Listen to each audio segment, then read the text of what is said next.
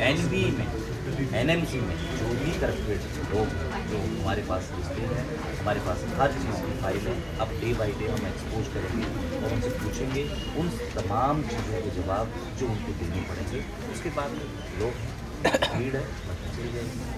But sir एक सवाल जो मेरे मन में उनके आता है ये है कि आपने इससे पहले जो 4 मांगे रखी थी वो बहुत सरल थी, लेकिन वो पूरी नहीं कर पाए। अब आप रेजिग्नेशन बोल रहे हैं, आपको लगता है किसी भी तरीके से रेजिग्नेशन मिल पाएगी? क्यों नहीं मिलेगा मैडम?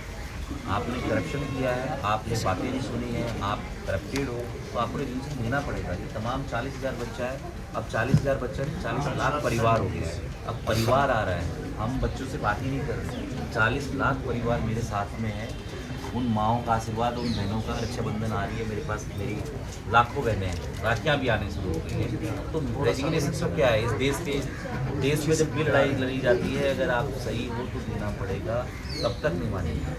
20 दिन नहीं मानेंगे, 30 दिन नहीं मानेंगे। इतनी तो डॉक्टर हैं, इतना तो पेशेंस लेवल है हमारे अंदर कि 2 महीने भी झेल जाएंगे। मैं आपसे पूछना चाहूँगी कि लगातार जो हर प्रोटेस्ट में मेरा सवाल रहा है कि एफएमजी के साथ ही क्यों ऐसा बर्ताव किया जा रहा है? तो मैं अगर आपको बताऊं ना कि पूरा सिस्टम जो है ना इनके अगेंस्ट इसलिए क्योंकि इनको लगता है कि ये जो बच्चे हैं ये बाहर जाके पढ़ के आते हैं, शायद ये वहाँ पढ़ाई नहीं करते, इनका लेवल। आप यकीन करें मीटिंग में जो बोर्ड है अगर मेंबर ही बोल रहे हैं कि इन बच्चों को कुछ नहीं आता, इन बच्चों को सब्जेक्ट के नाम नहीं पता, मतलब काफ़ी हद तक मुझे लग रहा है एक तरह की नफरत, जहर, कहते हैं एक कॉम्प्लेक्स है कि ये बच्चा जो है ये लायक डॉक्टर नहीं है।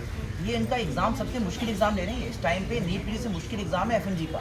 वो पास करने के बाद भी इन बच्चों को ये इंटर्नशिप नहीं देते, स्टाइपेंड नहीं देते, इनको कहीं कहते ना कहीं इज्जत मिलने की कहते हैं बिल्कुल गुंजाइश नहीं छोड़ी इन्होंने। ये कैसा थ्रेट है सर कि अगर एफएमजी के बच्चे डॉक्टर बन के इंडिया में काम करेंगे तो कुछ क्या हो जाएगा? आपको बताऊं इस टाइम पे जितने आप यहाँ दिल्ली के और बड़े शहरों के जाएंगे ना उसमें आधे डॉक्टर एफएमजी वो चला रहे हैं पूरे सिस्टम को, और आप कहते हैं वो काम नहीं करते। ठीक है, इस टाइम पे मैं जानता हूँ कम से कम 5 से 6 जो कहते हैं ना आपके हेड ऑफ डिपार्टमेंट है वो एफएमजी है। मेरे को नाम लेने की जरूरत नहीं है, पर साथ में फैकल्टी हैं जो पढ़ा रहे हैं अलग अलग इंस्टीट्यूट्स के अंदर। तो कहाँ कमी है मेरे भाई?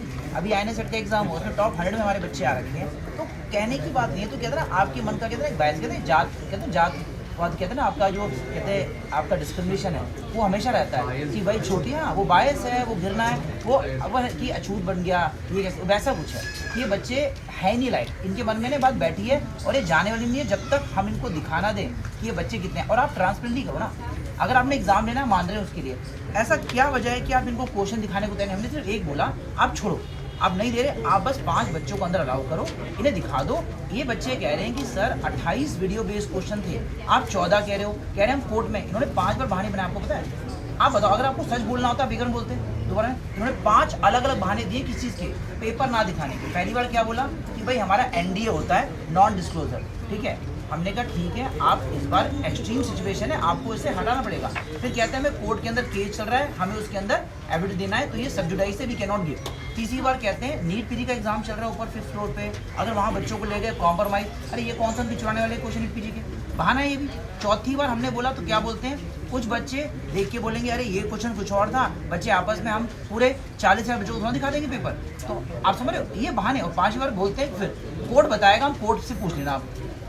मैं अपने दर्शकों को बताना चाहूँगी कि आपको लग रहा होगा कि ये एग्ज़ाम नहीं निकाल पा रहे, शायद इसलिए प्रोटेस्ट हो रहा है, लेकिन जो हुआ इनके साथ वो बहुत जेन्युइन है। एक रिपीटेटिव मार्क्स आना, एक ही इंसान के बार हर साल सेम मार्क्स आना, उसके बाद जो कंडीशन में इन्होंने एग्ज़ाम्स दिए हैं, उसके बाद इनको अथॉरिटी से कुछ भी पेपर नहीं।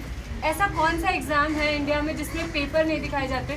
सब बेसिक चीज़ है। अगर आपने एग्ज़ाम दिया, इवन स्कूल में भी आपको पेपर दिखाया जाता है। कह रहा हूँ ना, आप कह रहे हो कि आपका करियर है और आप कह रहे हो कि आपको बताएंगे नहीं, आप पास फिर। मैं आपको दिन भी कहा था, आप बीमार हो मेरे पास आए हो एज ए डॉक्टर, मैं आपको बताऊंगा बीमारी क्या है, आपके सिम्टम क्या है, आपका इलाज क्या है, दवाई कौन सी दी है, कब लेनी है। ये तो कहते हैं तुम्हारा पास फेल जाओ।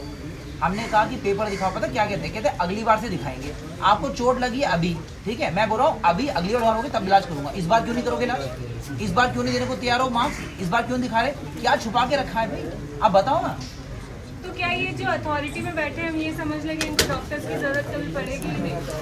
खुद डॉक्टर वो सबसे बड़ी चोर है, उनके लिए एक डब्बा लेके आया था मैं, क्योंकि रेजिग्नेशन होने के बाद कहाँ है वो, रेजिग्नेशन होने के बाद भी उनको नौकरी तो मिलेगी नहीं, तो वो यही काम करेंगे, अपने घर पे बच्चों के साथ खेलेंगे है ना, वो इनको नकली डॉक्टर समझते हैं। मैं कह रहा हूँ आपसे बड़ा नकली डॉक्टर कोई नहीं, ये आप लोगों के लिए है। आप मुझे एड्रेस भेज दें, मैं आपके घर पे क्लियर करा दूंगा, क्योंकि ज़्यादा दिन की नौकरी नहीं है आप।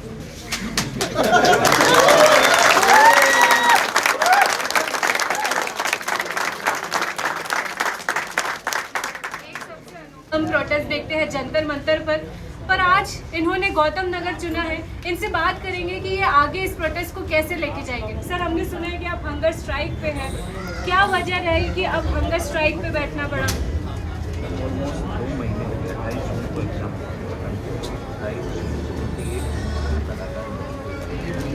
हमने मांगे नहीं, हमने अपनी बात में कहाँ से 10th मुझे याद है 10th जुलाई को हमने पहला प्रोटेस्ट किया था दिल्ली के सामने में, कहा कमेटी बनाएंगे, पर वो नहीं हो पाया। उसके बाद हमने सुप्रीम कोर्ट में केस डाला। सुप्रीम कोर्ट के केस में भी ये लोगों ने इतना डिले कर दिया है कि ये केस जो है वो सितंबर में चला गया है, एक डेट नहीं दी है इसके लिए हम लोग रुक पाए। उसके बाद हमने 3 अगस्त को एक प्रोटेस्ट किया, मेगा प्रोटेस्ट किया, जंतर मंतर में लोग कहते हैं जंतर मंतर से आवाज़ पहुँच गई सेंटर तक। हमने भी वो कोशिश की जंतर मंतर पर आवाज़ पहुँचाने की। जब हम वहाँ प्रोटेस्ट कर रहे थे तमाम बहुत सारी चीज़ें हमने झेलने की, लेकिन इन्होंने एक हमें बुलावा भेजा 2 घंटे के अंदर कि आप आओ। वो क्या इनकी साजिश थी वो हमें समझ में नहीं आई। 2 घंटे के बाद में हमारी डेलीगेशन जो गया, वो डेलीगेशन जाता है, इन लोगों से मिलता है, इन लोगों को अपनी बातें रखता है, और ये बहुत शालीनता से उस बात को सुनते हैं। सुनने के बाद जब लोग बाहर निकलते हैं तो नेक्स्ट डे मेरी लोग मीटिंग देते हैं और 2 वीक का टाइम आता है। लोग दोबारा से 2 वीक के अंदर उन लोगों से मिलने जाते हैं। पहले वाले में मैं नहीं जा पाया, हम सेकंड वाले में जब गए तो मैंने तो मीटिंग्स की बात की तो 300 पेज का होमवर्क करके जब मैं उनके सामने दिख रहा था, उनके पास जवाब था, सिर्फ बातों को घुमाने चाहिए। जो उन्होंने अपनी बातें उनसे क्लोज